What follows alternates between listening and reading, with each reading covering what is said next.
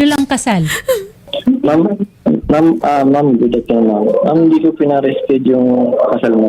Sinabi mo yon. Sinabi mo yon. Tusuto sa tawag. So, bakit totoo ba na dapat nung May 9 kayo ikakasal nitong Sabado? Ay, ma'am. Tama? Ay, ma'am. Oo, bakit hindi lang kasal? Ma'am, good afternoon, ma'am. Ma'am, hindi ko pinareschedule yung kasal mo. Sinabi mo yon. Sinabi mo yon. Tusuto sa tawag. So, bakit totoo ba na dapat nung May 9 kayo ikakasal nitong Sabado? Ay, ma'am. Tama? Ay, ma'am. Oo, bakit hindi natuloy? May ibang babae ka na ba? May ibang kinakasama ka na ba, Benny? May pinakasalan na kasi ako, ma'am, na babae, ma'am.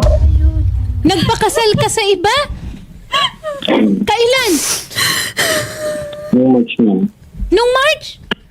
Ma'am. Eh, di ba nag-prenup pa kayo nung December? May mga picture kayo eh. Ano yun?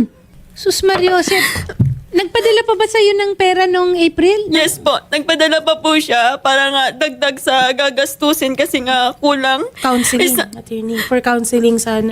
Nag-counseling po kami doon dito po, sa Taguig. Yung pre-marriage, yung Yes pre-marriage po. counseling, yung babayaran mo, Yes. 1.5 yata. O, magkano ba yan? Wala pong bayad, libre lang po Libre sa pa Taguig yan. po Okay. Tapos nagpasa po kami ng license nag-apply po kami ng license sa Binangonan. Hindi pa nga nakukuha yun. Benny, Ginawa niya akong paikot-ikot, ginawa niya akong tanga. mo? Kasi may fraud, may pagkukunwari, may deceit, may panloloko. Buntis ba yung pinakasalan mo? Ma'am, akala ko si buntis, ma'am, kaya hindi na siya nagdat, ma'am.